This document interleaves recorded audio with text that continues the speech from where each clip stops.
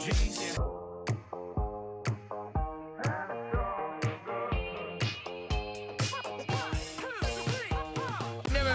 the fuck? It's like croutons in a soup. Don't turn down any opportunity, whether it's a camp, a clinic, because you never know literally who's watching. Make your own decision and stick with them and know they're the right decisions, right? And even if they aren't right, don't regret them. He didn't know creatine existed. So you got some creatine? He's like, oh, yeah. Lift heavyweight. Shipped across the border. I shipped across the border. Shipped across the border, man. Welcome back to Shipped Across the Border.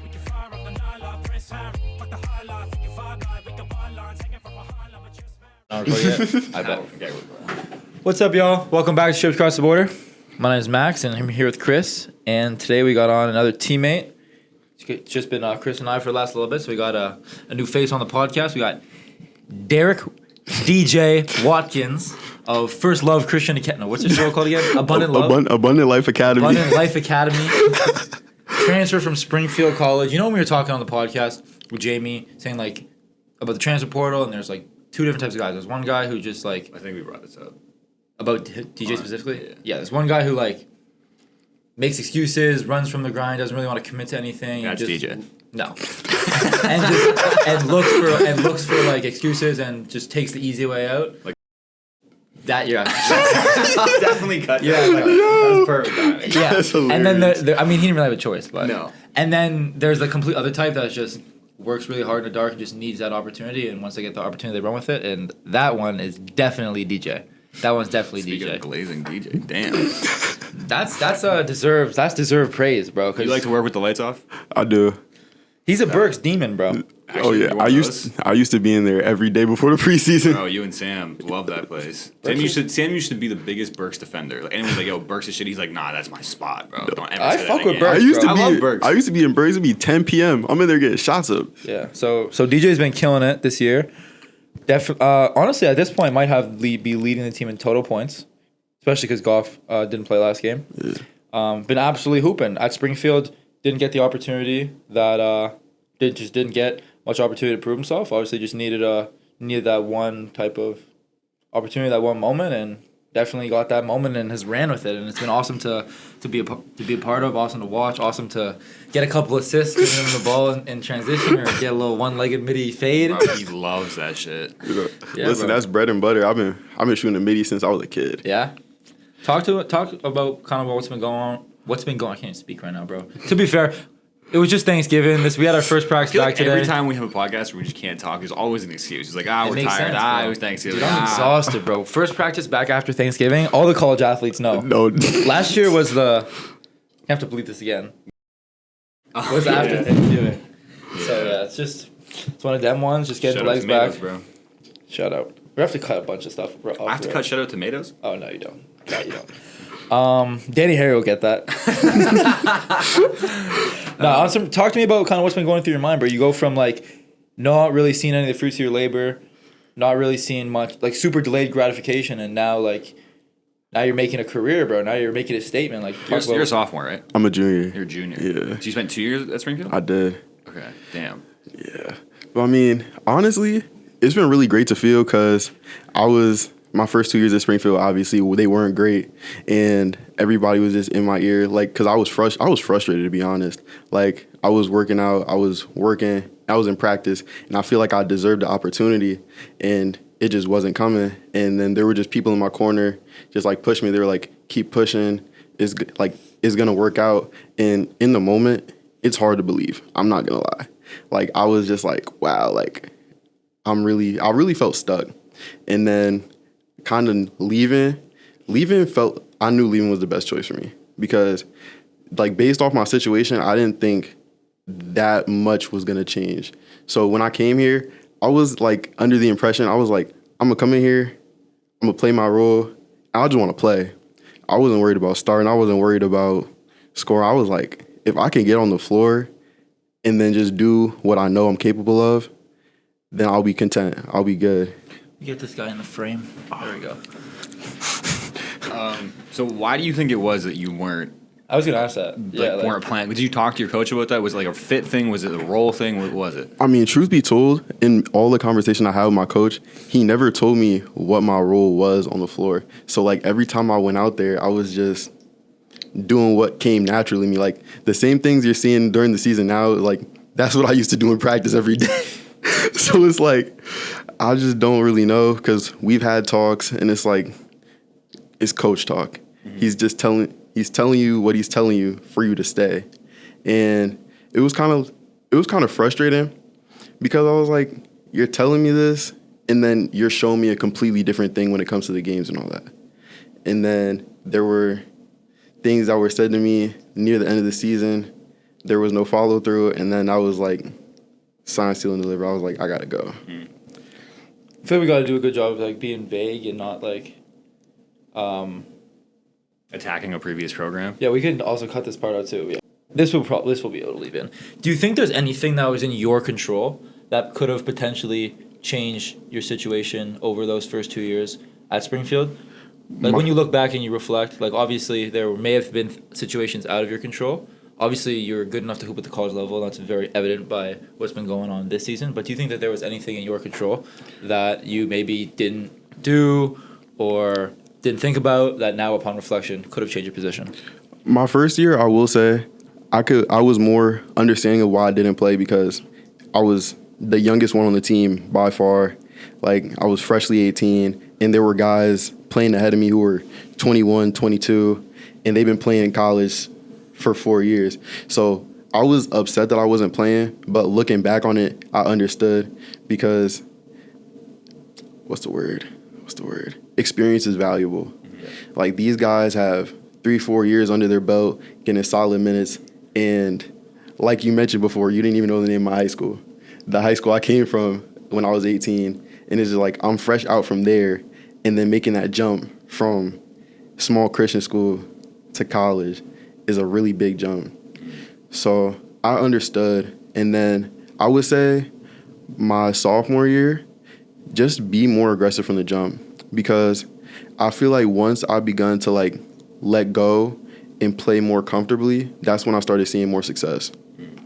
You think like if you had that realization maybe in the preseason, it would have been easier for you to carve out a role? Like it sounds like what you're saying is like you were starting to get to it, you're starting to get comfortable, but by that point it's already like a little bit too late. Rotations are already set in stone. Coaches' habits are already kind of built up through the first 18, 19, 20 games this season, that like making a change that late, that's kind of drastic, of putting someone in who's never really contributed in the past, is like maybe a risk that he wasn't willing to take. So you think like, yeah, if you were hooping like that, let go in the preseason would have given you more opportunity? I think so. Yeah. PR training right there. By me or him? You. I'm a professional. Cover the holes. Never go back. I want to go back to your high school and just like briefly touch on that. Were you good in high school? Were you okay? Was it? So I would say I was solid in high school. I went to a really big high school my first 3 years, actually. So I didn't play my first varsity minutes until my senior year. Really? Yes. What school is it? Roseau Catholic. In Jersey? Yeah. You know Nas Reed? Yeah. Nas Reed went there. When you were there? Nah, he graduated the year before I got there. So you played JV as a junior? Yes, I did. And then you transferred to a small school and played varsity? Transferred to a small school, played varsity. You have a crazy story. I didn't know that. I do. I thought we had people on the podcast, but okay, keep going. Yeah, so my first 3 years, well, I mean, it was freshman and JV basketball. Freshman and sophomore year, I would say I was a 3-and-D. I didn't really do much shot creation for others. And then I would say between that sophomore and junior year, when I made the jump and I started scoring more, like when I was a junior on JV, it was kind of like there was like I was out there and it felt like I could be doing more on a different level. But the players that they had ahead of me on varsity, they were D1. They were D1 McDonald's All-Americans. So I could be mad, but I just took it as a chance to play, because I was even telling my dad, I was like, I would rather play JV than sit bench on varsity, to be honest, because I just love playing basketball. I wasn't really worried about oh, he's on the varsity team and then I'm all the way on the right side with a sweatsuit on. Yeah. I was like, so junior year was nice. Like had a couple. Were you shooting one-legged Euro step jumpers in transition? I can't lie. They were Euro step floaters. I would come to. You were getting to it, shooting fadeaway mid ranges, Yeah. off ball screens and shit.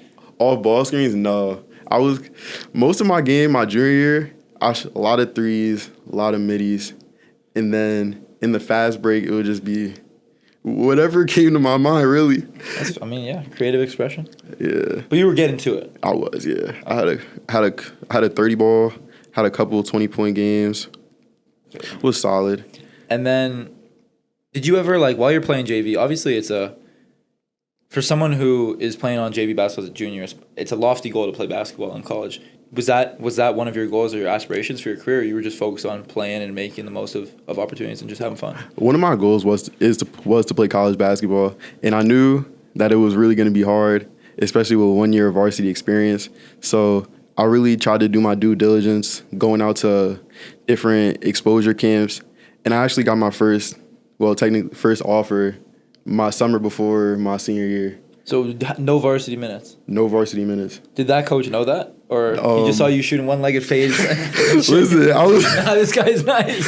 I was at the recruiting camp, and we were just playing pickup with the team. We were playing pickup with the team at the end, and I had like 11 points in the scrimmage. So it was just like. What school is it? It was King's College in Pennsylvania. I think I've heard of that school. I think they play FDU Florham. They do.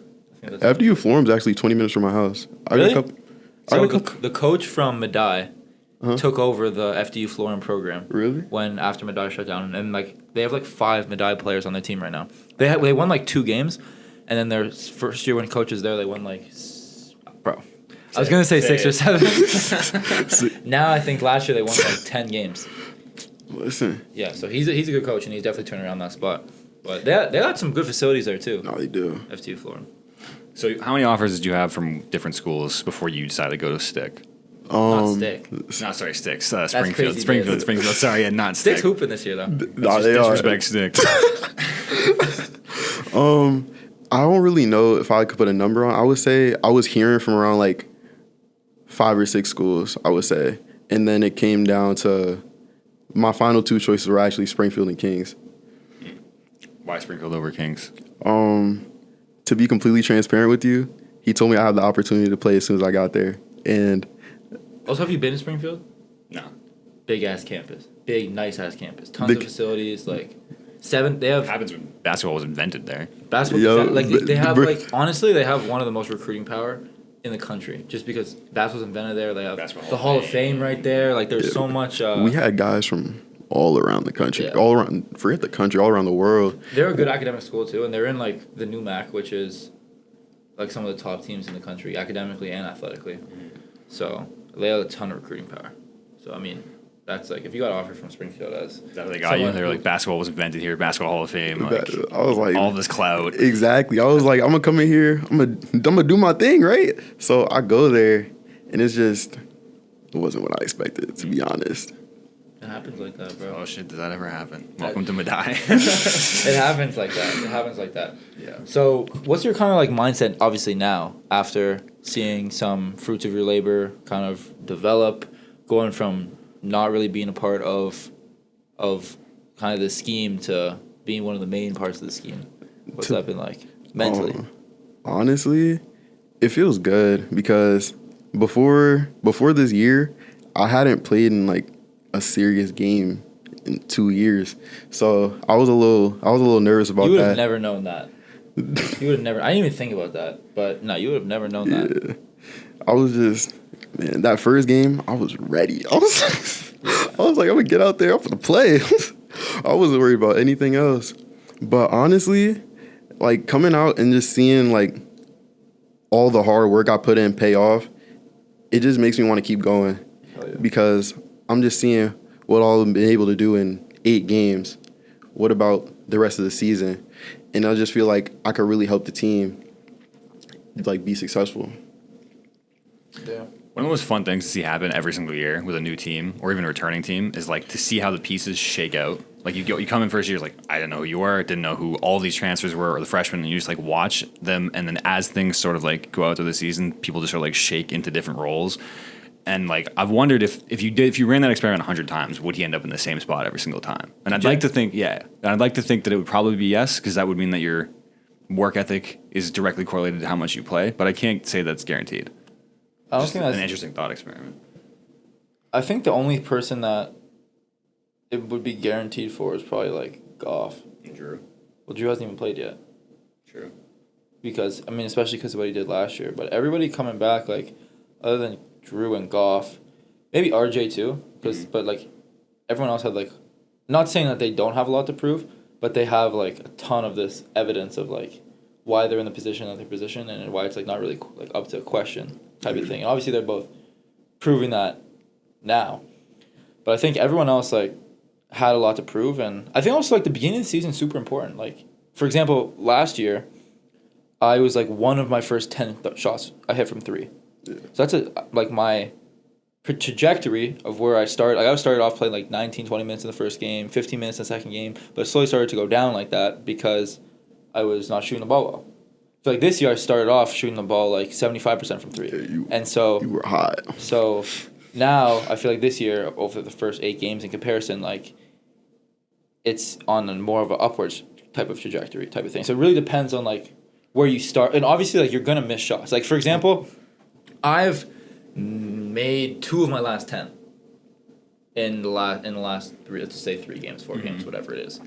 Like you're gonna have spurts where you aren't shooting the ball great. It's always gonna be like this. Like no one ever shoots like this or like this. It's always like it's up and down. Yeah. But if your 2 for 10 comes at the first 10 shots versus a middle 10 shots, it can drastically change where you're at. And because you might, if you 2 for 10, like listen, I was fortunate enough last year to be able to shoot after that, and then the percentages started to be able to find its kind of the water found its level. Yeah.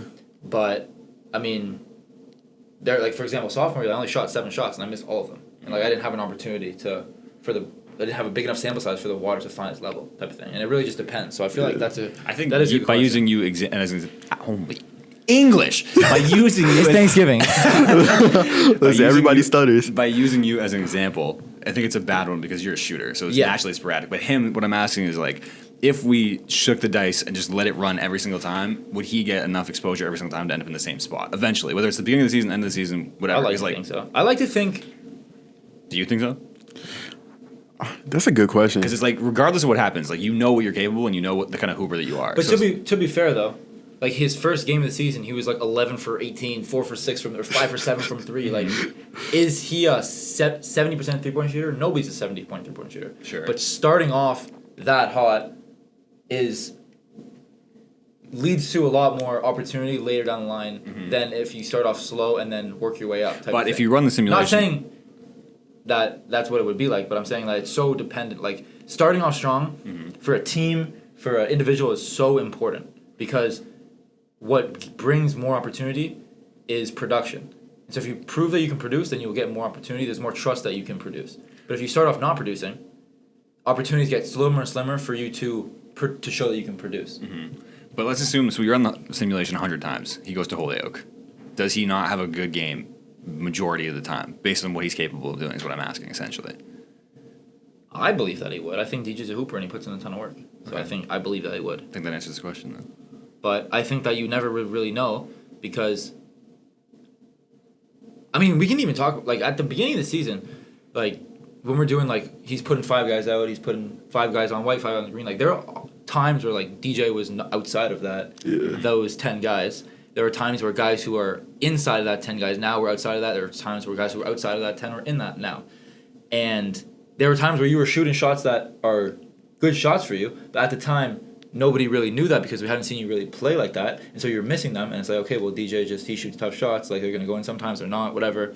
And, I mean, over a long enough sample size, I guess you're right, like, there's 27 practices, end up in the position that you're in, super deserving. But I don't really know where I was going with that. It's kind of This is just yab fest, but yeah, I don't know. What do you do outside of basketball, bro? Just Mr. Quiet. I see him moving around and shit. He doesn't really talk that much. Just kind of exists. It's low key shit. I love listening to music. You ever see me on campus? My headphones are in about 99% of the time. Okay. I like to play the game. I ride bikes. When I'm at home, I ride bikes. Like ones that are motorized or pedals? No, like pedal bikes. Like city bikes, like you have your own bike. I have my own bike. You be biking around. That's fire. Yeah. Biking's fire. I love biking. Biking's fire. I used to bike hella during COVID. Dude, me that's how I got too. to the court, bro. I had to bike 24 kilometers a day to get Like to the 12 court. each way or 24? No, 4 each way, but it was like boom, boom. I was going multiple times a day, so it was like you just get stuck on the bike for forever. No, bike's fire. I used to go and bike, and all my buddies, we'd all meet at the park on our bikes and shit during COVID. Yeah. That was honestly peak. I can't even Honestly, it was because sometimes I would just ride. I wouldn't even have a destination in mind. I would just be out there. Hit the hills, bro. It That downhill, oh my god, it's such a good feeling. Just let the arms Just go let- and just hit that shit.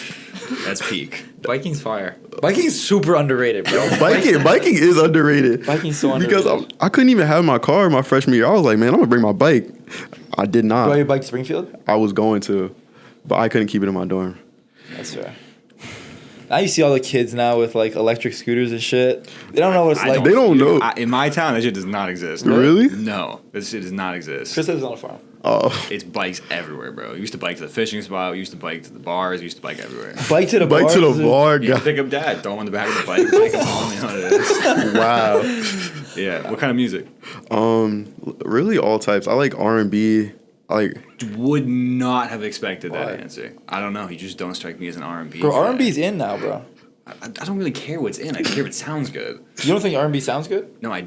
No, you don't. Bro, Chris be listening to like damn Elton John in the Mine's, car. I'm like straight alternative. Like everything in my playlist is alternative. He has one fire song, and every time I get in the car, I'm like, yo, you gotta play it, bro. It's the only song that he would consider like mainstream because like the original song, it's not even mainstream. It's like either. Collide by Wiz Khalifa or what were you thinking about? Tyga? Tyga and But it's someone else. it's a remix, so it's not even like an actual mainstream It's like a song. TikTok edit song. And I'll get in there and he'll be like, yo, run that shit. He won't even tell That you the shit's song. Just be fire. like, yo, run Collide. And then That shit's fire, last bro. time he tried to get me, I was with him and Jack, and we went to a game out in the middle of nowhere. But he said he wanted me to play it for like 30 minutes straight. He was like, yo, just play that It's song. the only good song. In his 30 minutes He said he straight? refused to play any song that's not in his playlist. That's the only fire song in his playlist. Nah, bro. I have 1,400 songs on my playlist. They're And he doesn't all- like any Bro, of them. it's all like just fucking. What's the most niche stuff you have in your playlist? The most niche stuff. Like something that if I said I had this in mind, you'd be like, "There's no way." Wow. I think maybe Mahalia. Because That's too niche for me. You win, bro. Chris's shit is like. Wait. His is like all like the only thing he listens to is Drake and like Future. It's just Drake I and listen bro. to bangers. And also like think about and, Or like Call Me Maybe. that's what I'm saying. Just Katy okay, Perry. that's a banger. I'm not gonna lie. I listen to It's a bangers. Like, listen, It's like, bro, I'll be he in the listens car. to Selena Gomez and Katy Perry. I and listen to Drake. bangers. It's like just blind. And I know bangers. There's nothing. There's no creative thought. It's just straight mainstream. Whatever everyone else likes. Bro, what do you mean creative thought, bro? You're not the one writing a damn song. But the attraction to things that aren't just like everyone else likes this, so I'm gonna try it. You don't go outside of the beaten path, bro. What do you just sit on listen to it? music that's good, bro. There's a reason why it's popular. Because it's good, bro. No, You're like forcing yourself to like music that isn't not good forcing myself. to try and be different, bro. That shit is ass. I'm not forcing myself to like it. I just gravitate in that direction because I'm not boring as shit. Bro, I'm listening to bangers. You know why? Because they're bangers. Anyways, other musicians that are niche and not boring. You like country music? I do not. But there's Morgan Wallen and Lil Durk. They collabed on 2 songs. I like those songs. Fire songs. Really decent songs. He didn't have any of that, by the way. Morgan Wallen's too mainstream for him, bro. No, I have Morgan Wallen on my playlist. No, you don't. Do you want me to show you right now? Wow. Maybe you have a couple, bro. You don't have the bangers, though. Name the bangers. Bro, actually, my favorite Morgan Wallen song is actually a niche song, funny enough. Really? It's Living the Dream. In one of his I've albums. never Yeah, heard people, of like, I not ain't many got people shit. have heard it. The only person that I know that's heard it is Jack, but that's because like he's from Louisiana. Also by the way, has niche music taste because he has good music taste. bro. 'Cause by the way, I was throwing stuff out there, and Max was like, "Yo, this is terrible." Jack's in the back just rocking. He was like, "Yo, keep it coming." Vibes. He was in the front, bro. wherever See, he bro, was. he don't even know what's whatever going he on. was, he was rocking to that because he has good music taste. I feel like if the music's good, the music's good. Like, it could be something I've never even heard before. But if I like it, I'm about my You didn't put me head. onto that Mac Miller song.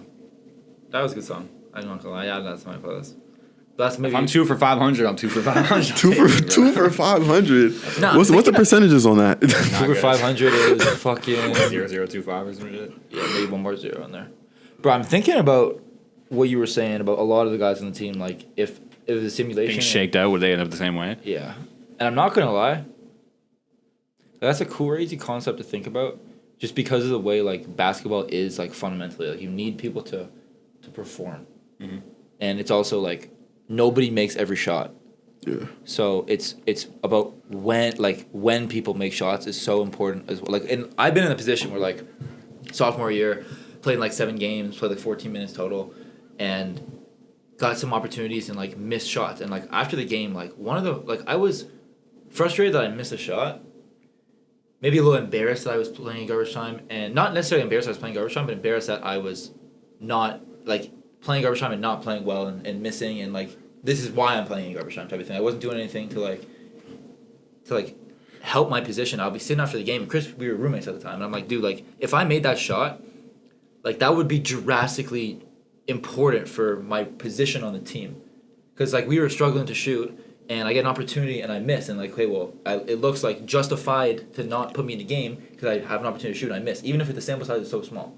You know what I'm saying? So it's like when you miss or when you make a shot, especially for like we're talking about Goff, we're talking about RJ, like those guys have been playing. I mean, Goff was here. Honestly, a similar thing to DJ this year was him last year, because he didn't play a ton at his old school, and then he came here and was killing, and obviously now he's gotten super good. But like those guys after last season. And RJ has been starting since he was a freshman, have like that stamp of like, yeah, like maybe 99 times out of 100, like they would probably end up in similar positions just because of the experience and the reps and the stack of evidence. But everybody else, I feel like, doesn't necessarily have that esteem. And so it's like when they make shots is so important in that cycle. Because at the end of the day, like it is like a cycle. If you're a 40% 3-point shooter, like you're gonna make 4 out of 10, but when it could go miss, make, miss, make, and you missed 3 in a row twice, or 3 and 4 in a row, and it doesn't look the same as like make, miss, make, miss, make. You know what I'm saying? Like that looks better because their misses, the makes are closer together, and so it gives this like perception that you can shoot the ball better, even though it's the same percentage. Wait, do you think in the best possible scenario goes like either miss, and then just 4 makes in a row, or 4 makes in a row followed by 6 misses? No, I think the best is 4 makes in a row followed by 6 misses. Okay. Because if you miss your first 6, you might not have the opportunity to shoot the next. If you're me, and I miss my first 6, I might not have the opportunity to shoot my next 4. So if I make my first 4, and that's kind of what happened to me this year, is like I started off made like 7 out of 8 or something like that. Like started off super hot, and then the percentages are starting to like aren't you still 40 on the year? What's Last I checked, aren't you still 40 on the year? 40%? Yeah, above. I'm above 40. I try not to Says he doesn't check it, but So- someone says subtle that flex. immediately. I try not to check my percentages. Like I try really hard to like separate myself and like my identity from what that. I definitely am shooting the ball at a high clip, but it also definitely was like I was shooting the ball 60% for a while. Obviously, it's impossible to be a 60% 3-point shooter, right? So obviously, there's going to be those 1 for 4s, those 1 for 5s, those over 1s, which is what I've been experiencing the last little bit, and I'm not letting that kind of deter my confidence in my ability. But the fact that I started off really well does wonders for the future opportunities. And I don't know, like, I mean, you got to think that DJ would be in a similar position, regardless of how talented he is and how hard he works. Like, he's also let's say he's a 50% 3-point shooter. But if he started off with those, if anybody who isn't like solidified starts off missing, the opportunities to let the percentages even out really become slim, if that makes sense. Like if you start off 4 for 4, you miss 6, you're gonna have more opportunities to let that come back up, because it's like Max can shoot, he's just missing right now. But if you start 0 for 4 or 0 for 6, then it's like those next opportunities are like less evidence based. So there's less evidence to give you that opportunity to put you in the game. And it's like, is he gonna make one, or like, you know what I'm saying? And that's how I feel like it was for me at the beginning of my career. It's like, if I'm missing, it's like, is he gonna make one? Not when is he gonna make one. You know what I'm saying? Because there's less evidence that I'm capable of doing that. So I think it's an interesting thing. I don't know. You got my. What do you think about that? Honestly, I really agree with that because, like you mentioned before, a lot of the shots I take are tough. So And you're a jump shooter. Yes. Like RJ gets to the basket, Goff gets to the basket. I feel like of our top biggest 3 scoring threats, which would be you, RJ, and Goff, you're the most like jump shooter of those 3. Yeah. And that's super percentage based. That's super like, I don't know what you call it, like non-guaranteed or less. You have less control over that type of thing. Yeah, I agree. So I would just say, like, there's definitely some shots. Like, namely, the one I'm thinking about is in the stick scrimmage when I took that step back 3 with like 5 seconds left in the game. Off my pass. Yeah. That was a great pass. I caught it in stride. I can't even step back. She was right here. I gotta do it. Pass. But yeah, like when you're taking shots like that, it's really tough because if the shot doesn't go in, then you could have got a better shot. That's not a good shot. We can get better. Mm-hmm. But when it drops, You're the hero. exactly. When it drops, everybody's like, "Yo, it was a great shot. It was a crazy shot." So it's just like you were saying with the percentages, really knowing like even if I'm taking these tough mid-range jumpers that aren't maybe the best shots, the confidence that I have to take another one because I believe it's going to go in because those are the shots that I take in practice and those are the shots that I know I can make and know I'm capable of. Like I think there were if there was 100 scenarios, much more times than not that he would be in the same position. Because he's talented, because he works really hard, because he's a good guy. Mm-hmm. But yeah, I think that anybody who's a jump shooter, mainly, you do kind of succumb to the outcome a little bit. And the outcome of what happens does dictate a lot of future opportunities. Mm-hmm. And I guess it also is different with like a back to the basket guy. Yeah. Or a guy who isn't necessarily like for example, Adam. Like I think 100 out of 100 times Adam would be in the same position because 0% There's no variability. There's no variability. He's going to give you a pump fake. He's going to get to the line, and he's going to run the play as well. That he's Like, going to give you that yes. for 4 minutes. To Or 8 I mean, minutes a and we game. don't really have like a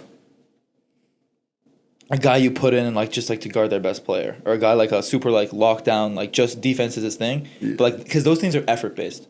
Not saying we obviously have a lot of guys who can play good defense, but I mean maybe you could talk about like Jamie's role a little bit as well with not much variability, just because like I mean he's not shooting the ball great right now, and I mean I'm sure he'd be the first one to tell you that. But I also think that the box score doesn't do a good job of doesn't tell the full story of how impactful he is on the court in the minutes that he gets. And I think that would be another guy that, because I mean obviously he's still getting opportunity now and he isn't shooting the ball as well as he will by the end of the season when the percentages lay out for him, because he's talented as well. But yeah, it's kind of an interesting thing to think about.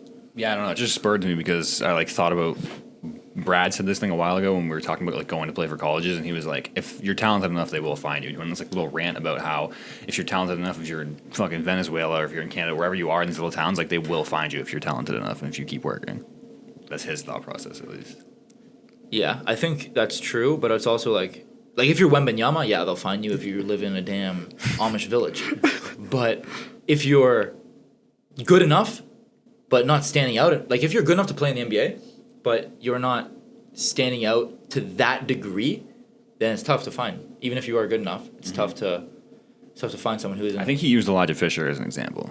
Because Elijah Fisher came out of nowhere. Like they found him. Bro, no, he didn't, bro. I promise you they did. Wasn't he like the number 1 7th grader Yes, at one I point? played against him when he was a number 1 7th grader. That was the first person I ever seen dunk in a game. But did you know how he started playing basketball? No. It wasn't like he picked it up at 4 years old or whatever. Like they found him in the streets playing basketball. You should try this more. And then they brought him to a game. But he was 14 or 12. Sure. It's not like he's 17. It's not like he's Chris Beeman in the freaking crazy farm suburbs of Ontario and emails a million schools and one school gives him the opportunity and goes there. Okay. Even though you're good enough to play in college basketball. I think those odds are actually better than his. The odds that someone finds him in the street and just says, yo, come play basketball with us, and then he ends up on an AAU team, and then it just spurs his entire career. And that coach also happens to have connections to literally every single college coach in all of America in Roe Russell, and also happens to run a scam of a AAU program and happens to get maybe going to jail sometime soon. I don't know. But like the odds of that happening are significantly lower than me sending 1,000 emails and getting one response back. I think that's a lot lower, actually.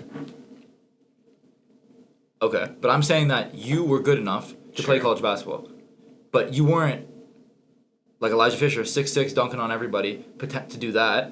So you had to send 1,000 emails in order to get that opportunity. What I'm saying is there are other people like you who are good enough to do it, but need to send those 1,000 emails in order to get that visibility in front of coaches. You know what I'm saying? Like you're saying if you're good enough, they'll find you. You are good enough to play college basketball because you did play college basketball, and you were there. But in order to get that opportunity, I was out there. you were definitely out there. That's for sure. you were out there. But in order to get the opportunity, you need to send 1,000 emails. Sure. Even though you were good enough. So I'm saying you have to be drastically better than good enough in order for them to come and find you. Like you have to be like a Wembanyama or like a it's like how do we not Embiid. type of thing where you're not playing basketball. You have your little geek with your rolly bag and your headphones on, and the basketball coach comes to you like, yo, you got to play basketball because you're just that physically, or there's something about you that separates you. You know what I'm saying? That makes sense. What are your thoughts on that, DJ? I think I agree because I think it's all about who like connections play such a big role. Facts. Like when I think back on how high school and even college went, because when I entered the portal, I was nervous because the only film I had was 2 threes in game and then straight practice film. So I was. You got some buckets at Springfield in garbage time? Yeah, I did. I had a couple. I'm not gonna lie, I got big respect for anybody that gets buckets in garbage time. Big respect. That shit is hard to do. I know firsthand because I didn't do it. Nah, it's super hard, especially because like you're sitting on the bench for an hour and a half and you're expected to play well. And there's no motivation because you're already down by 20. So it's like, no matter what I do right now, it's not going to change the trajectory of this game. It's at not. all. I mean, the motivation doesn't come from that. It comes from trying to prove that you're good enough to receive more opportunity when the game isn't decided. You like to win, too. I mean, you can play in garbage time and wins, too. If there's garbage time and a loss, that means there is equal amount of garbage time and a win. Sure, but I'd rather contribute to the actual outcome of the game, obviously, than playing garbage time. Yo, we need to give you an applause, bro. That was fucking... Of course you would rather... Yes. What the... What? I don't understand. I'm saying that my motivation wouldn't necessarily come... My like primary drive for playing basketball wouldn't come from getting out of a shitty situation. It would come from winning the game. But you don't have an opportunity to contribute to the winning the game because you're playing in garbage time. Sure, that's why I'm saying it's hard to get motivated in garbage time. For me, at least. Have you ever played in garbage time? Yes. Really? AAU, all the time. Down 40, out 40. AAU is different, I feel like. Because the AAU is very, like, selfish Yes. nature of it. It's like, I'm doing this because I want to get recruited, not necessarily to... Sure. I also played a garbage time and would die when we were playing those development games.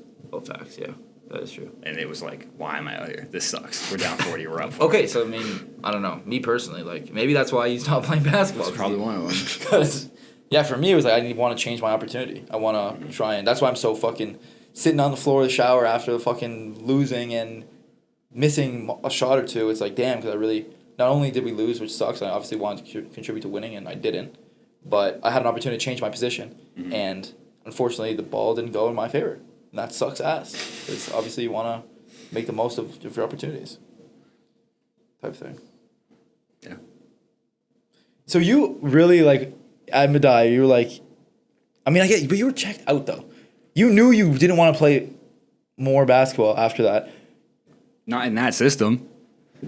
Yeah, okay, yeah. But you knew that you didn't want, like, this wasn't for you anymore. So you were just, like, trying to get through the days as fast as possible until you could have... Yeah, there was no improving my position. It was like, yo, this sucks. I'm going to eat this for the full year and then just see what happens. But I don't see this changing anytime soon. Yeah. Like, I remember coming up to you after that last development game, and I was like, that's probably the last ref basketball game I play in my entire life. Exactly. So if you had ambition to continue to improve your position, you maybe would have looked at it differently. But the end goal would always be to contribute to a win. Of course. Like, that would be the... That's the best thing in the world. Yeah. But, yeah, I don't really know where you're going with that. Of course. But when you don't have the opportunity to contribute to a win, you want to put yourself in a position. You want to play well so that eventually you do have the opportunity to contribute to a win. But that didn't motivate me enough in those situations. Like, I wasn't thinking, yo, if I do this, then eventually I'll go and I'll be able to contribute to win. It was like... I think you were so far away from it. So far away. That it was a wasn't factor even of it, too. conceivable, bro. I've been there. Chris was tracksuited up. He looked good as hell in There that was tracksuit. no like you're at the end of the bench at Springfield. Like yo, I might get in garbage time, whatever. It was like, You were wearing a jersey though. You were sitting in the bench. Oh yeah, I had a jersey. full tracksuit. I know from the moment we get He's to healthy, too, warm-ups, healthy. Healthy scratch. I'm sitting here with 3 other freshmen, and we're just sitting there watching the ball go through the hoop and everything, knowing that there's no chance that I play. And realistically, for being honest, the last 3 guys on the bench between you, Joe, I was and- jerseyed up. and- I wasn't playing. but you were jerseyed up. Like you had the same realization. You're like, there's nothing that could happen that would make me in this game right now. There's almost nothing that could happen. Yeah. Like- Oh yeah. Freshman year, hell no. Like you knew there was no chance. But I knew that I wanted to play basketball more than just beyond that year, and so I wanted to do anything I could to put myself in a position to contribute to a win eventually. I guess just different mindsets. What is coming to Elms? Obviously, basketball being a huge part of it, but what other things do you think are helping your experience here? I would say one thing, the people are very friendly because I don't talk to that many people, but like I'm not gonna lie. So it's just like coming around and then it's like it's a strong community, I say. Like everybody comes to the games. I've had people like from my old school, they came to the games and they're just like, it's so loud in here. The Springfield guys? Yeah. Like on the team? Yeah. It's so loud in here. And it's just like a different environment. And honestly, I really like the environment. Like for everybody to pack the gym and they're just celebrating our successes, and it just feels good to be a part of something like that. We do have a very good community here. People are gonna think we're paying people before the episodes to say this shit because the amount of people who have said the exact same thing that you've said unprompted when they're asked about Elms is crazy. Because it's true. No, we got some. There's a lot of. There's a lot of things you could say about Our Lady of the Elms College, but one thing you can't say is that there isn't good quality people here. There are. How was your Thanksgiving? My Thanksgiving was good. I got to go to my grandma's house. Had some great mac and cheese. You fucking mac and cheese? Heavy, but I don't know if I've ever had it during Thanksgiving. Really? Yeah. Thanksgiving mac and cheese is like a Thanksgiving staple. I don't know if it's white enough. Yeah, to be I was gonna honest. say. I was about to say it. I feel like. Potatoes, Brussels sprouts, ham and or turkey. Wait, or you don't have turkey always? No, sometimes you just have ham. Okay, yeah. And then like I haven't had yams, turkey at Thanksgiving in a minute. pumpkin pie. Really, you have just ham? No, I don't eat pork. Oh, you don't eat pork. So what do you eat? Wait, why? Just He's don't. Jewish, bro. Orthodox, apparently. I always say that when he says that. You just don't like it? Or is it like because it's a dirty animal? I've just never eaten it. Really? Yeah. My parents never ate it, so never bought it, never ate it. Do you eat seafood? Yeah, I do. I love seafood. Salmon, shrimp, calamari. Seafood is me. I fuck with seafood heavy. I had salmon. Dude, I would kill for some seafood, bro. At all times. I had seafood. You ever had seafood boil before? I have. Bro, I had it when I went home. Me and my buddy, one of my high school teammates, who now plays at Nipissing. I gotta tell you a crazy story about that he told me about that after. By the way, this is very not podcast. Is it Semenov? Yeah. Okay. We always get seafood boils, and it's like mad expensive. Yeah. So sometimes we each get our own boil, like our own bag, but it's like we don't stack it as much as we would like to because it's like mad expensive. Bro, why is it $9 to add broccoli, bro? No, for real, it was $9 to add broccoli.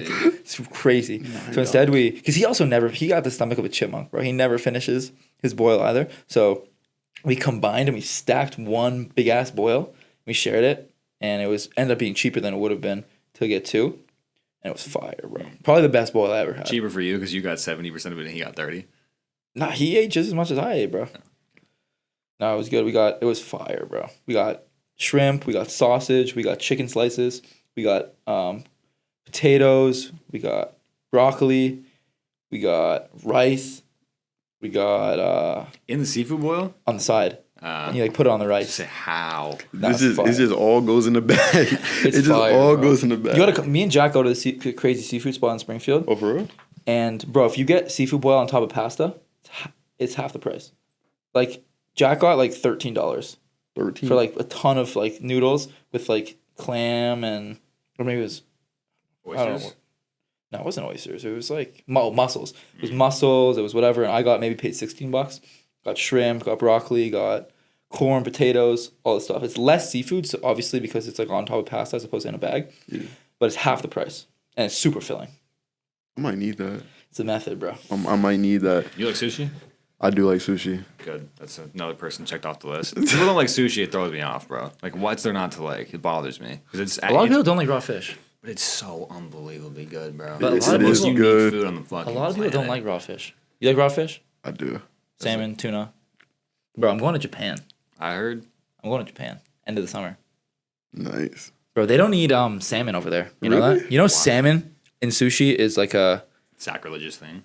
I mean, but it's like more like a Americanized sushi because did not know that. it's not native to. Salmon sashimi is not in Japan. No, it's all tuna. Tuna's really big over there. They have like these big ass tunas that like. They cut it in front of you. Yeah, you know what I'm talking I've about? The seen big that. blue. It's like tuna is very popular. Salmon's not popular just because it's not native to there. I think salmon's like on the Atlantic Ocean. It's like Atlantic salmon, I think, and Japan is on the. That's the geography. Did you have? Is it on the Pacific Ocean? I don't know either. I don't know. I'm not a Geography is three brain cells in the room can't figure out where Japan is. geography is not my strong suit. I'm not a geographer, but I know that it's not native to whatever waters are around Japan. Yeah, I don't know if I can do that, bro. It's just salmon sashimi is like the best part of the meal for me. You don't like tuna? No, I do. It's also just like higher in mercury and shit too, though. Yeah, but I'm sure the tuna that they have in Japan is like unlike any tuna you've ever had. Oh, I would mess it up for sure. 100%. They had good seafood in Jersey. They do. Jersey's near the water, right? Yeah, It's all, like- I was about to say the water, the beaches in Jersey, they're good. I'm not gonna lie. Have I ever been to Jersey? You've definitely never been to Jersey. I've been through it. Fair. A lot of people say that. I think I have. I have down to New York and through New Jersey. my but- dad's sister and her family live in Long Island, I think it is. So I've been to like a lot of different places in New York while staying with them over the years. So yeah, I think my first time in Brooklyn though was on our game. We got a dub. We brought a bear back. A bear. We brought Yeah, a the Brooklyn Bears. Ah, I see. Road kid, yeah. So you grew up in the heart of Jersey, um deep in the depths. I'm in North Jersey. I'm like 15 minutes from Newark. That's what I tell everybody. From New York? Newark. Wait, what? I don't know. Newark? Newark, yeah. It's What's Newark? you know the airport, Newark Airport? Newark? Yeah. I don't okay. Is that how people Apparently, you've been telling people a lie for a really long time. I've been telling people I'm close to Newark. Huh? Listen, whenever somebody asks me where I'm from, I'll tell them the town. They don't know where the town is. Welcome to my world. Okay, but bro, Chris lives on a damn farm, bro. Aiden, Ontario. There's like 7 people in his neighborhood. Actually, There's 300, but yeah. okay, that's still not allowed. Wait, so it's pronounced Newark? Is that a New Jersey pronunciation of Yes, that is that is okay. So it's spelled Newark. Yes. but it's pronounced Nork. Newark. So you're wrong. I mean, he's the one from there, so I'm gonna take his word for it. You're But skeptical. that shit is Newark. That shit is spelled Damn. Newark. You're 15 minutes from the Newark Airport. Sorry, Yeah. in the depths of the city. What's it like growing up in the heart of New Jersey? Honestly, it was pretty cool because growing up, I was always really close. I was always like 30 minutes from pretty much everything. You guys know Rutgers University? Yeah. I'm like 30 minutes from There's Rutgers. a Rutgers Newark. There is a Rutgers Newark. We play. Rutgers Newark. Rutgers Newark. I'll do that. You get any like coolest pizza spots? You know who Dave Portnoy is? I think so. He does like the pizza ratings. He's been like 1,000 spots, and two of the top 4 are in New Jersey. I'm pretty sure. I think there was one in Caldwell that I had went to after an AAU game. Did it live up to the hype? It was good. I will not lie, but I'm more like fiscally responsible, so I'll be going to Domino's and Pizza Hut. Yeah, that is valid projection. You can't pass up the $6 medium pizzas. What prep schools are in New Jersey? Where's Blair? Is Blair in New Blair Jersey? is in Jersey. That's like an hour from me though. There's Blair. Lucas went There's to Blair. Pennington. Blair, Pennington. I think there's St. Benedict's, but that's not really a prep. It's a high school, but they're called prep. I know we have a couple other ones, but most of those prep schools are like down south Jersey. Follow-up question. I was actually thinking of this because I flew back, like from Toronto to. You ever seen this guy before? Nah. Wait, actually, is it the one on the basketball team? On the Holyoke team? On the Holyoke? He might be actually. He said basketball team. I'm like, I mean, you about would to say- probably know. We would probably know. Although shit, we hella short-handed right now. So pull up. So I was flying home, and like obviously you see the board with all of the different flights and stuff, and bro, the New York and New Jersey airport names are the weirdest names ever, bro. One of them there's LaGuardia. LaGuardia. I've heard that before. That doesn't sound that weird. Oh, There's that's not LaGuardia. weird. What are the other ones? I don't know the Newark ones. I know there's Newark Airport. I know there's a small one in Morristown, and then I think Linden has one, but they don't do like commercial flights. There's just like small I was planes. thinking like, bro, LaGuardia, Newark. I was actually thinking about that like 2 days ago. Like, there's Where does that bad come from? airports Where does in there. LaGuardia Airport? I don't know. Where does that come from? I don't know. What's the main airport? Oh, Newark. That's the main. That's the main. That like. Where you find other Newark? What? That shit is confusing me. I'm not What's gonna lie. confusing about it? Okay. But that should just call me off. That shit. Newark? That should call me off. So main people who fly into New York fly into Newark. Wait, repeat that. Like when you fly into New York, Yeah, like New York City. yeah. You take LaGuardia. You usually take Newark when you're coming to Jersey. Is Because- Jersey big?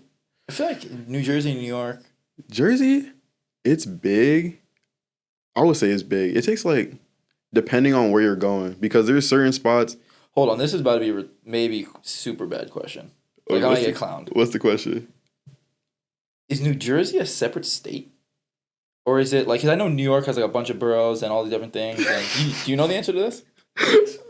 It's a separate state, right? Yes. Is it? I didn't know. To be fair, like, we're from Canada. Yeah, I'll give you that. At one point, I I thought, thought that for sure New Jersey was just like a shit that New York took, and it was just kind of there. It's a whole different state, It's a whole different state. it's like, yeah. bro, you got Brooklyn, you got the borough. but it's across the bridge. Yeah. It's a state, bro. See, I didn't you're like, know yeah, that. I know you, idiot, Max. No, fuck you, don't. I didn't know that. I thought you were gonna. I thought for sure it was just a separate little thing No, that it's a happened. state, It is a state. It's its own state. Damn, that's a tough look. I can tell you about Nietzsche and shit, but I can't tell you about American geography. No, I can't, bro. So, but Brooklyn is not a state. Brooklyn is not a state. Brooklyn is a borough. of New York. borough, yeah. What are the boroughs? Queens.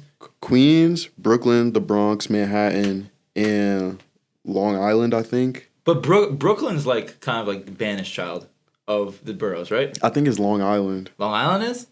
It's either Long That's where Island. Tyler Cardiel is from. Is it? Pretty sure from Long Island. Wait, Is Long he the- Island. Is that was in New York? It is in New York. But you said it's a banished child of New Jersey. No. No, of New York. There's, Oh, of New York. Like the New York City- boroughs. You know how Toronto is made of like 6 boroughs. Yeah, so New York is made of 5 boroughs.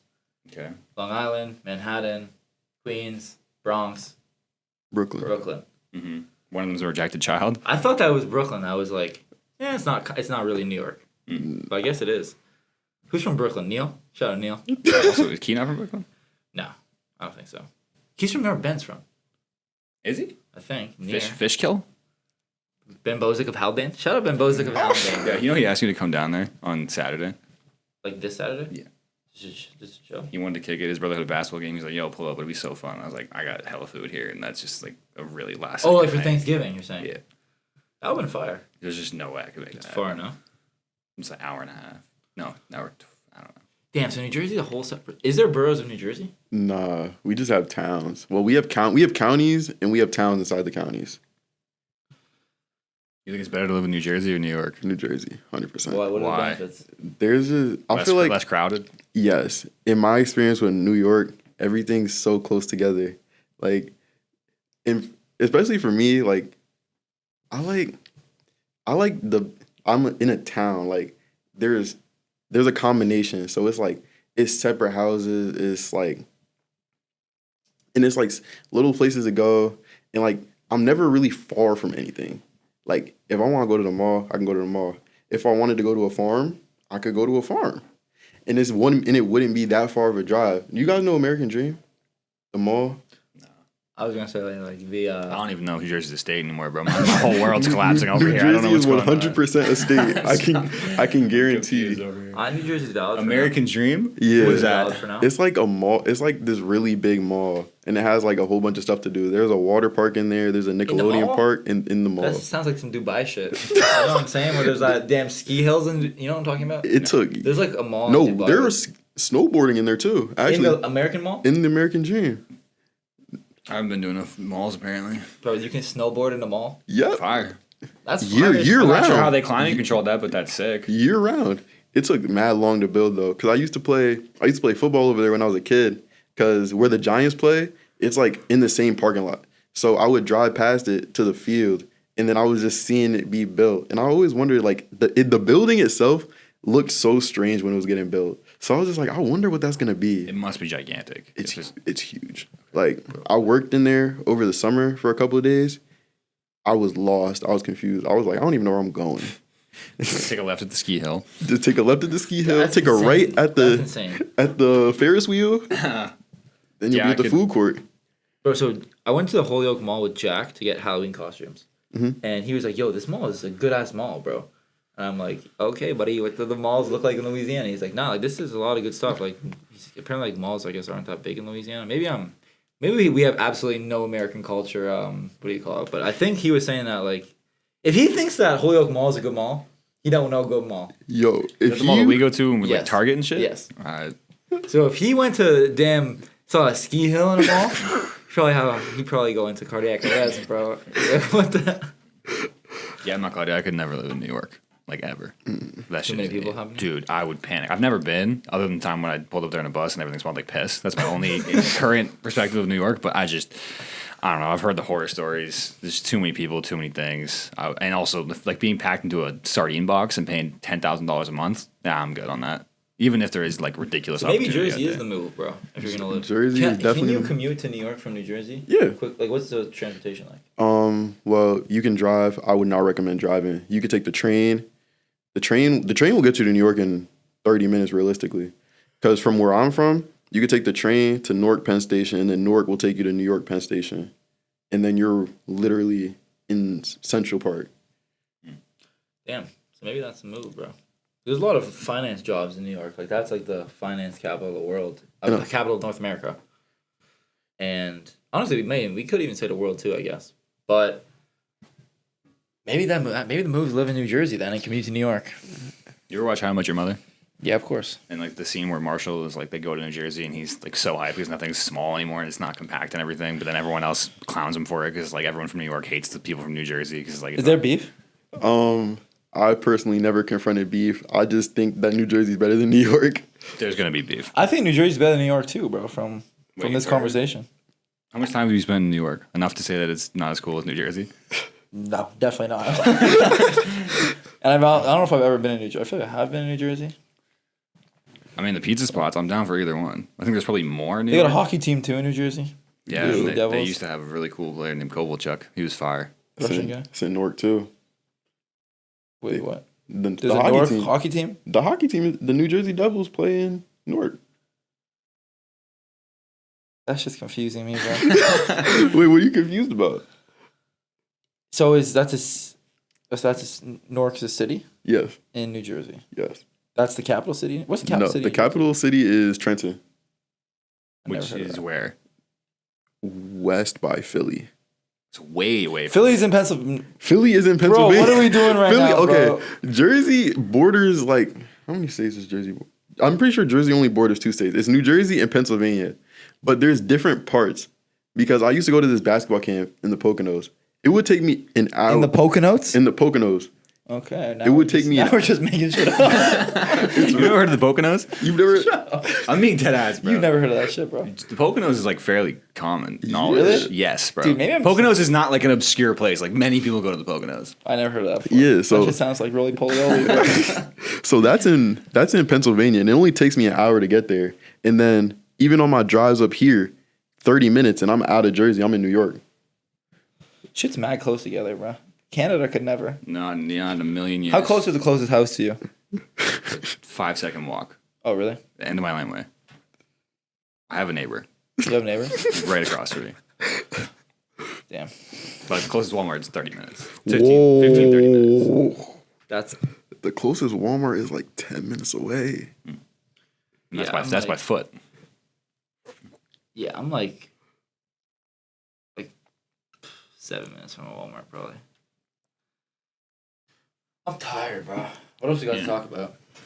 Yeah, fast. I don't know, man. We could like ask him for a piece of advice, or we could. What do you think your 3, if you had to pick between 2 and 4 core values that like define you as a person, what do you think those would be?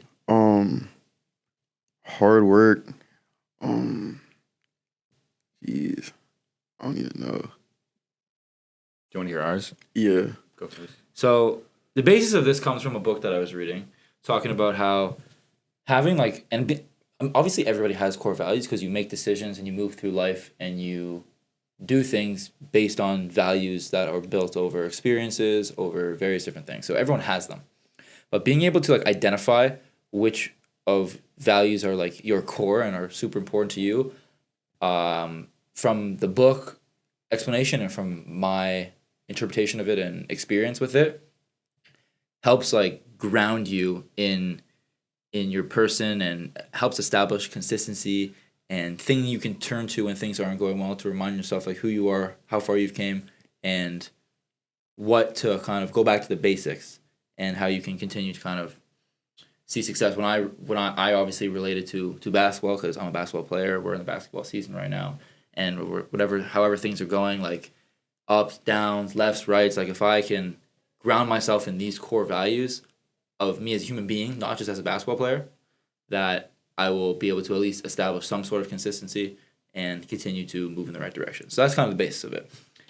I was looking for a while to find like what core values really like describe me perfectly. This is all ideas stemming from a book that I just finished. So mine personally are faith, integrity, and discipline. We were talking about with Chris this morning when we were shopping, and Chris said his were Creative expression, introspection, and racism. Wow. That was the fourth one. No, what was the other one? Creative expression, introspection, and Strength. That's the other one. And strength. So like for me, integrity means like doing the right thing when no one's watching. Faith is believing in divine timing and that water will find its level when it's the right time. I'll be successful. The good things, positive things will happen for me when it is the right time for it to happen. And then discipline is controlling what I can control. And so if I control what I can control and I do the right thing when no one's watching and I have faith and I believe the water finds level, then in divine timing, everything will make sense. That's what I personally believe. And so that's kind of that's been a big part in, I guess, really relatively recently, since I've kind of had some self-reflection on those. So me and Chris were talking, we're curious about knowing what other people's would be and how they would be able to identify those. So this is the first time we ever asked this on the podcast. Maybe it'll be a standard question based on how you answer it. So, but Honestly, that's a good question. I've never really thought about it like that because, well, I'm quoting coach right now. Not too high, not too low. I like to remind myself a lot about that because sometimes I do feel like I'm a tad bit hard on myself, and then I kind of just remind myself that nobody's perfect. Like for example, that Amherst game, I was stressed. Like I was stressed to say the least. And then like it took a lot of people were talking to me and they were all telling me the same thing. And to be honest, they were right. Like I just want to give myself some reprieve. Like just because like we talked about before. No, you're not gonna make every shot. That's unfortunately. Unfortunately, Life would be so much better. I wish I could. If I could make every shot, listen. But yeah, so it all evens out. Next game, I came out. I was like, all I was thinking was just go out and play your game. That was Linden, right? Yeah, that was Linden. You did go crazy. That was a little bit of a redemption game. I had to 3 points. So you had 25 and 10 or something like that.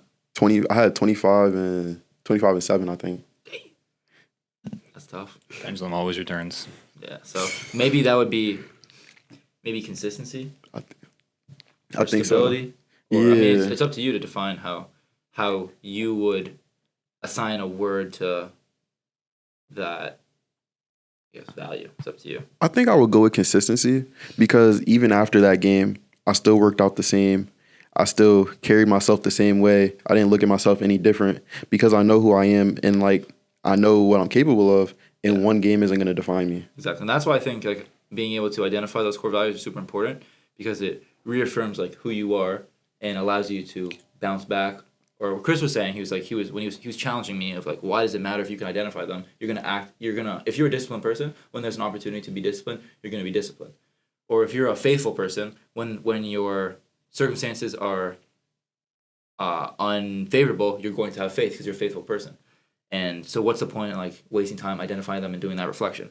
That's kind of was the basis of what you're saying. And I was saying to him, being faithful when stuff isn't going your way is difficult. Being disciplined when it seems like what you're doing isn't working is difficult. Having integrity and doing the right thing when no one's watching, when you see other people not doing the right thing and being rewarded for it, that's difficult. But if you can identify that those are things that or those are your values, it makes it much easier to stand on and be confident type thing. So yeah, I don't know, we can open the floor. Yeah. So wait, what was it? It was Hard work, consistency, and TBD for the Pending. third pending. Pending. I can rock with that. That's all I got right now. Keisha, How long have we been going for? hour 6. That was an hour? Yeah. I feel like I have more stuff to say. I just am not in the right mental place to say it. Dude, practice today took a lot out of it. And I feel like it wasn't even that like... But we did Carolina numbers as our first drill. And I feel like everyone was just shot after that. Because, bro, it's so... And like, I don't know, but did you work out over the break? I did, yeah. So I got home. I woke up at 3 in the morning on Wednesday. Got to the airport. Me and Jack went to the airport together. Shout out Ty who drove us. And I ended up like getting home, but like was basically in and out of naps all day, and like hung out with my girlfriend. Had dinner with my family, but like was like in and out of sleeping all day. Thursday I worked out. Friday my family did Thanksgiving, and I spent a bunch of time with my friends throughout the day, so I didn't work out. And then Saturday, yesterday, I did, and I wasn't like working out super hard in terms of physical exertion. It was more just like trying to fine tune some things. But that's 4 days in between. I guess even 5 days. I didn't really play that much versus Curry. So basically 5 days of like not going super hard, and like I felt, even though like I did stay in shape and I was like working out and I was like hooping, like just it's so easy to fall out of basketball shape. Not that I'm saying I'm out of shape, but like I feel you could check my whoop of today's practice where I got shots up an hour before and I practiced. My strain is like similar to when I played 30 minutes at Maine Maritime. Wow. Even though usually it would be like it's like a 17 or like a 16 and a half right now, when usually on a day like this when we didn't go that hard in practice today. We didn't do a ton of sprints. We didn't do like, you know what I'm saying? Yeah. We went up and down, but there was a decent amount of stoppages. Like that would be like a 13 and a half or a 13. And now it's like a 17, which is like, and that's a massive difference. That's a massive difference. No, I definitely felt it. I will not lie. Like because the workouts I was doing, it was just like you were saying, just fine tuning certain things. Like I wasn't going out there running sidelines on Thanksgiving morning. Yeah. So going out there was it was different. I have actually a couple more questions now I'm starting to come. It took me an hour and 7 minutes. Now I'm starting to become coherent. So you're a quiet guy. Yeah. You're a guy who maybe was, I don't want to say misrepresented previously, whether it was not playing varsity until senior year, not really getting, obviously you're a fucking hooper, not getting a big opportunity or opportunity at all until your junior year. And obviously you move through life like you're a quiet guy. So now we have an audience of, could be one person watching this, which will guarantee be my mother, or could be as many. Me too, because Hunter watches it too. My dad's going to watch it too. We got 3. We got guaranteed 3. We have at least 3 people. What's something that you want people to know about DJ Watkins? Wow. Might be a tough question. There's some tough questions. There's some tough questions on this That podcast. is a tough question. I might not talk a lot, but I'm friendly. Like, okay. If people will come up to me, I'll come have a conversation with you. I would say maybe more. You don't have to go like about you, but like who you are as a person. Like what represents you. That maybe wasn't able to be on display because of situations out of your control. I would just say. Strangle him with the question. No, I'm not gonna lie. These are some of the harder questions that we've asked people on the podcast, especially because me and Chris have just been talking about bullshit recently. So we have some stuff some test stuff. Jeez. What do you want to be remembered by? I want to be remembered for how hard I worked. Like there was never a doubt that I was gonna work hard. Like maybe the performance might not be what I wanted it to be, but I know I prepared to the best of my ability. I respect that. That's a good answer. Great answer. I resonate with that. You got anything else? Not overly, man. Nietzsche is just kind of like floating in the brain, you know what I'm saying? All right, so we usually end off the podcast asking our guests what's one piece of advice you'd give to your younger self. I feel like this would be a valuable thing coming from you because of where you started off and kind of what's been going on with you recently and everything. Honestly, as much as I know I wouldn't want to hear it when I was younger, patience is key. My dad told me that. I did not listen. But now that I'm older and looking back on it, I was like, he was right. Because to be honest, without all of the experiences that I went through, I don't know if I'd be in this situation right now. Sure. It's very mature outlook, yeah. Definitely, bro. Good things come to people who wait. That is true. Happy to be here. Happy to be playing. Shout out Elms, man, and shout out Tomatoes. Shout out tomatoes. bro. Shout out tomatoes.